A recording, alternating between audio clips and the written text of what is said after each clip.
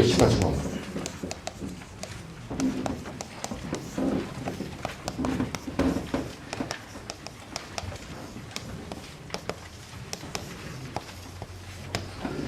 연하지반상의 교대의 측방 이동이라는 문제가 있습니다.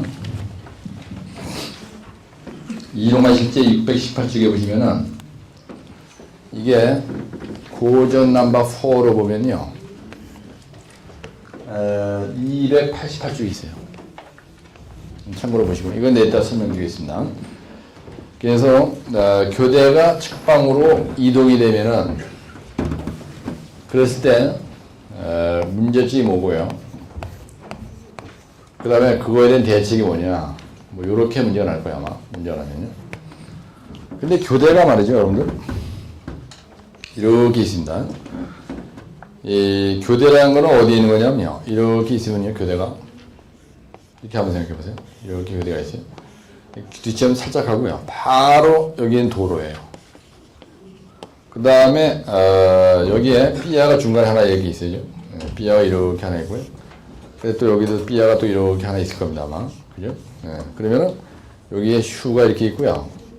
그 다음에 이쪽으로 이렇게 여기 슈가 또 있고요. 포장이 돼가지고 뭐 이런 식으로 거더가 올라탔을 거죠. 여기 거더가 딱 올라타고 그 다음에 여기에 데크스라고가 이렇게 있을 거라고요. 그죠? 요거 데크스라고. 내가 지금 교량의 구조를 그리는 겁니다. 그 다음에 여기에 교면 포장이 들어가요. 이렇게. 그래가지고 교면 포장을 이게 얇게 여기다 이렇게 딱 한단 말이에요. 이렇게. 그렇죠? 그럼 이게 이제 교면 포장이에요. 여러분들 시험장에서 그림을 이렇게 그리는 거예요. 그 다음에 이쪽으로 쭉 가. 그 다음에 이제 하이 워터 레벨이 여기 이렇게 있다, 만약에.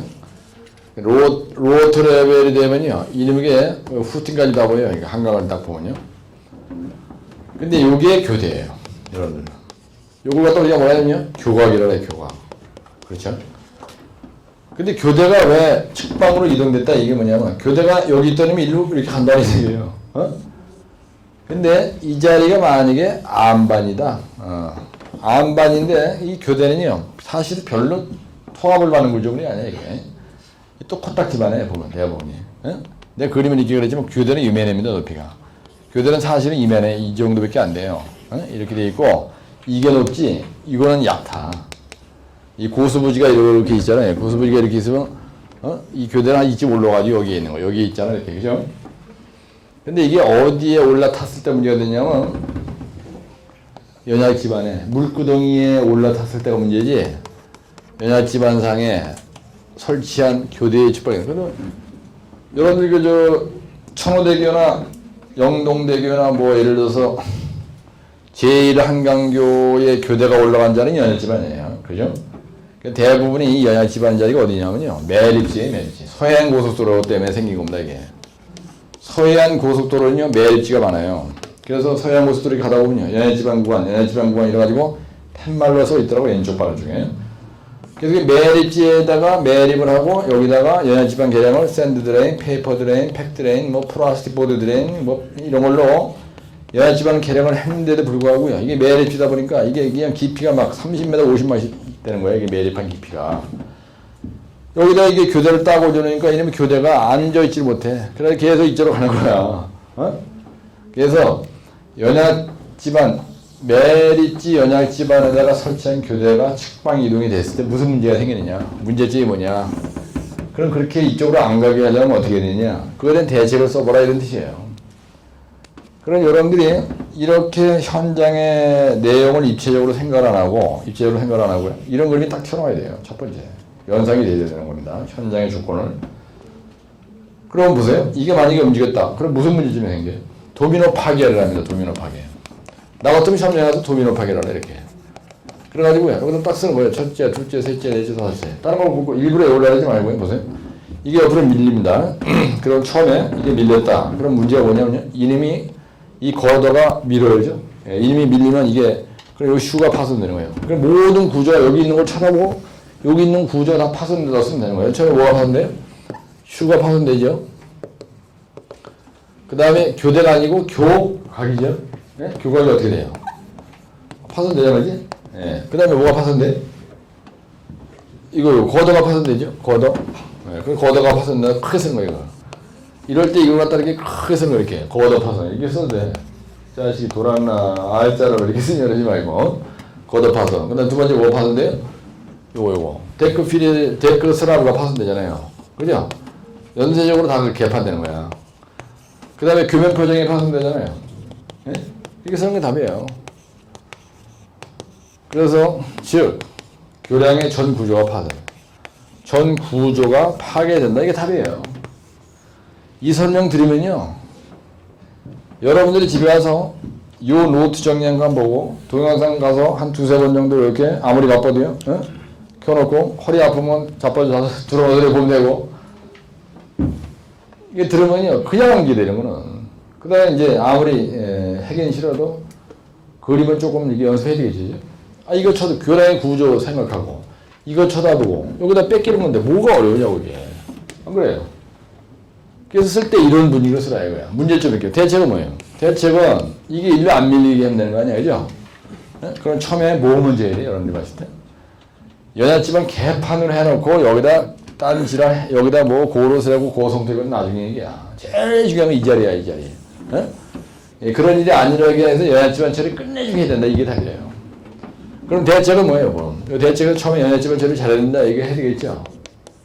일단 연합지방 처리에 대해서 아주 잘해야 된다. 그래가지고 연합지방 처리 얘기를 여러분들이 해야 된다는 얘기야. 시험장에서. 아, 여기 0.5페이지 정도. 여기서 결판을 내는 거예요. 그 다음에는 뭡니까, 여러분들? 이거 끝내주게 했어. 그러면 이 뒤에 토합이 걸리지 말아야 되지, 그지? 그럼 요거 뒤치험 부분이 있어요, 뒤치험 부분. 뒤치험 부분에 대해서 여러분들이 대책을 써야 되는 거예요. 뒤치험 부분에 대해서 경량성토 얘기를 해야 돼요. 경량성토 얘기를 해야 되는 거야. 아니야? 생각해봐. 종류를 먼저 막 따라다가 외우려 하지 말고요. 그 다음에 요 기초 있어요, 기초. 기초를 하실 때 사항을 이렇게 받는다고 그렇게. 일로 밀리는 걸 방지하기 위해서 사항을 박아요. 이걸 우리가 사항이라 해요, 사항. 그 다음에 여기다 이렇게 이제 기초를 박대로 이렇게 한다고요. 그러면은 요 뒷지형 부분 얘기했고, 그 다음에 이제 기초 부분에서 사항 얘기를 이제 한번 한다. 이렇게 생각하고 한번 끝내보세요. 예, 그래서 요렇게 요거에 대한 대가리에다 요걸 딱 집어넣고, 여기에 대해서 내가 많이 알고 있으니까 0.5페이지 내지 1페이지. 요 뒷지형에 대한 요 경량성토가 어떤 게 있냐. 고로스레그 뭐 경량성토 하는 게 있다. 만약에 EPS 경량성토 하는 게 있다. 이런 게. 이런 게 있다. 그 다음에 기초 부분에 대해서 사항만 있냐. 또 다른 거 뭐가 있냐. 이렇게 생각을 딱 대책을 세워놓고 이 책을 보고 그냥 내리면 외워진다 이거야. 618쪽에 보시면요. 여기까지 됐죠? 맞지? 예, 연합지방상의 교사 측방 이동할 때 대점 1번에 문제점이 있고요. 문제점. 그래서 연합지방의 원래 연합지방의 문제점이 뭐냐면요. 치마 안정 측방 이동이에요. 이 문제점은 치마. 연합지방의 문제점이 안정 측방 이동이 문제라고요. 요렇게 되다 보니까 요게 파손된다 이런 얘기야. 치마 안정 측방 이동이 문제가 되니까 요게 파손됐지. 이 연합지방의 치마 안정 측방 이동의 문제점이 없으면 이건 가만히 있는 거예요. 예.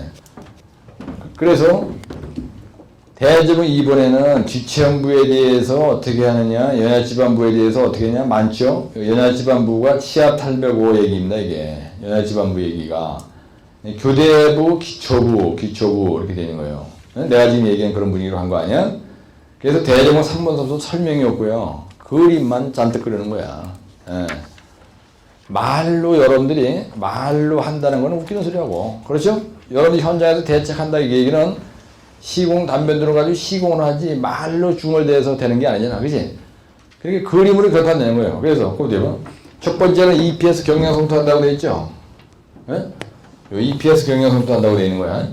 그 여기에다가 내가 그러고 그렇게 없잖아. 여기다 이렇게 하는데 수치로폴 갖다 깐다는 거야. EPS 경량성토라는 건 수치로폴 까는 거야. EPS라는 건 Expanded Process라는 form 그런 얘기고. 그다음에 두 번째 박스 칼버트를 설치하는 거예요. 무식하게 말이지 이 뒤에다가 박스 칼버트는 이미지가 되는 거예요. 그럼 여기서 토합을 이 박스 칼버트가 받아먹는다는 얘기야. 이해 가시죠?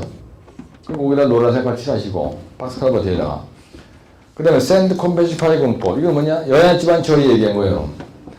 여기다가 연합 집안치를 샌드 컨벤션 파일로 했다는 얘기야. 근데 만약에 여러분들이 여기 SCP라고 되어 있는데 전부 또 멍청해가지고 SCP 다 갖다 쓰면 어떻게 돼? 재수없는 거지, 그지? 나 같으면 이렇게 SCP, 또 여기 Ascend Drain, Plus Board Drain, Pack Drain, 여기 그 다음에 이 부분을 할 때 표층 처리도 한다. PTM 문법 이런 거 여러 개 써놓는 거예요. 여기 1안, 2안, 3안, 4안 이렇게 써주는 거야. 이거 똑같아 다. 이거 그림이고 어떻게 바뀌었어요, 그죠? 샌드 컨벤션 파일이 여기 있다. 그래서 전부 다 샌드 컨벤션 파일만 넣으면 되냐 이거지. 안 되잖아. 그냥 박스 설치하는 거예요. 그죠? 아까는 위에다가 설치하는데 이 밑에다가 설치하는 거야. 박스를 이렇게. 박스가 버튼 뒤에 밑에다 하는 거야. 그러면 이 부분이 완벽하게 처리가 됐으니까 여기에서 투합이 오는 거를 이님이 다 못 받고 이님이 미리 알아서 뒤에서 다 받아먹으라는 얘기야. 방파매기를 해준다는 얘기입니다. 근데 버팀 스랍을 설치하는 거예요. 여기에다 버팀 스랍을 설치하고 버팀 스랍을 중간에 대는 거야. 이게 밀더라도 이게 일로 안 가게.